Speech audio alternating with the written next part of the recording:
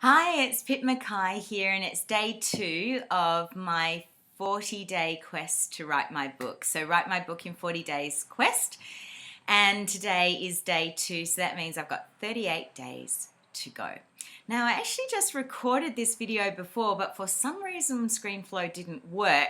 So I'm hoping that I'm not moving into the road of trials already, because I've only just crossed the threshold and I should have this point of grace in the belly of the whale as part of the hero's journey goes. So yeah, it was really exciting today because I definitely crossed the threshold. I woke up at about 6:47, and that's not normal for me because I'm a bit of a creative night owl. But yesterday I had 7 hours of coaching, and so I was really tired and I just went to bed. And then I woke up in the morning. I felt a little bit like I've been hit by a train, but I was still excited and motivated. So I got out of bed and I came and sat down at the computer and actually started writing. So I've definitely crossed this threshold, and now I'm going to be in the belly of the whale. So traditionally, like in, say, the Matrix, crossing the threshold is when he takes the blue pill. I think it's the blue pill or the red pill. Anyway, I can't remember. You know the one I'm talking about.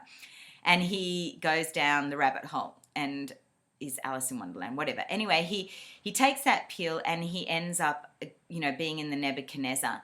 And that's the belly of the whale. When he's in the Nebuchadnezzar, he's come out of that womb-like place where he's like a living battery, and he's flushed down into the sewers, and then he's in the Nebuchadnezzar. And the Nebuchadnezzar is the belly of the whale. And if you remember that section in the Matrix where he's in that glass dome and he's got all the little needles in him stimulating him to try and build his muscle back. So that's the belly of the whale. And usually it's a time of rest and grace because you've crossed that first threshold, and that takes a lot of energy. And then suddenly you find yourself in the belly of the whale, and you have this sort of space and time to kind of rest and get into the actual quest itself that you're going on, or the journey that you're going on. Now, the wonderful thing is that I want to talk a little bit about inertia, because inertia works 2 ways. So before you're starting the quest, there's inertia to start, and that's also part of what causes the refusal of the call. That's where, you kind of know that it's going to be a big journey. You know that it's going to be a lot of work. And there's this sense of inertia, I don't want to start. But the wonderful thing is that once you start, you get this inertia the other way where you don't want to stop. And that's what happened to me this morning. Like, I started writing, I wrote 850 words before I had to see my first client this morning. And I didn't want to stop. I felt really addicted to the writing. I remember being at one time at one of Michelle Duval's coaching training courses. And in that course, I learned this technique where you basically, when you finish writing, you anchor yourself at that moment where you finish. So I would be anchoring myself at the place in the writing that I had finished.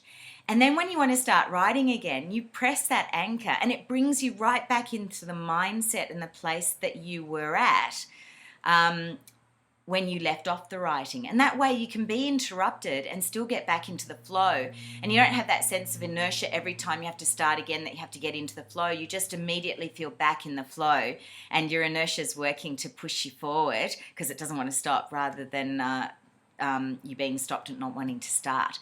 So that's a really good little tip that I learned. Obviously it's an NLP anchoring tip, but I did learn it specifically to writing at Michelle's course. So that was very cool. So what have I been writing? Well, one of the things that I find with writing is that you don't have to start at the beginning and go to the end. Wherever you feel inspired, once you've got a structure, you can just start to put stuff into the place that you feel inspired. So what I did was, yesterday, obviously, we had the mind map, and that mind map was the structure. So what I did today was I put that mind map into a Word document with that structure. And hey guys, I still want some more input into the title. Thanks everyone so much for your support. We've had amazing support, and it's been inspiring for people. Like somebody, Shiona, I hope it's okay if I mention you, but she's doing a 30 videos in 40-day quest because she'd been putting off doing videos. We had our lovely friend in India, looking for inspiration to publish her poetry. And I even have a friend who said that he's on a quest. Well, he thinks he's dastardly.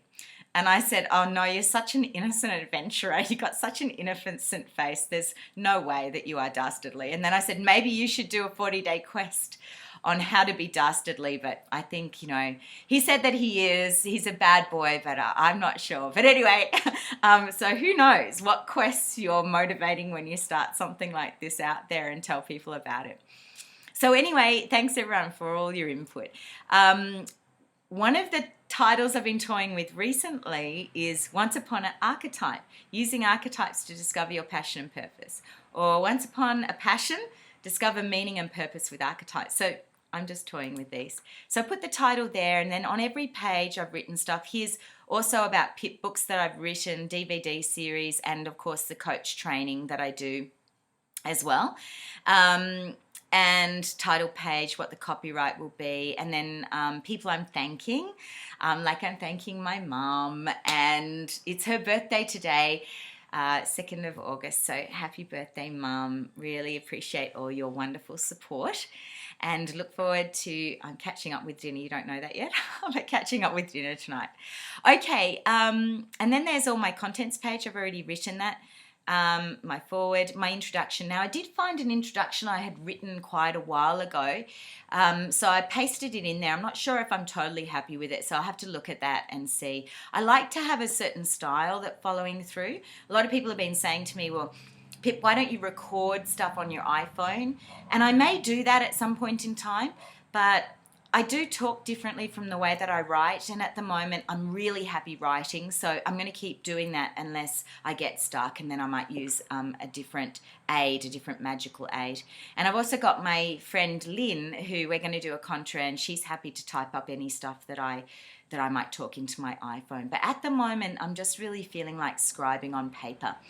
And I woke up, like I said, really early, and I really wanted to write a section on the night. So even though it's the last archetype that I talk about, archetype 7, which is going to be chapter 10, I got inspired by the Parsifal story, which I've been rereading.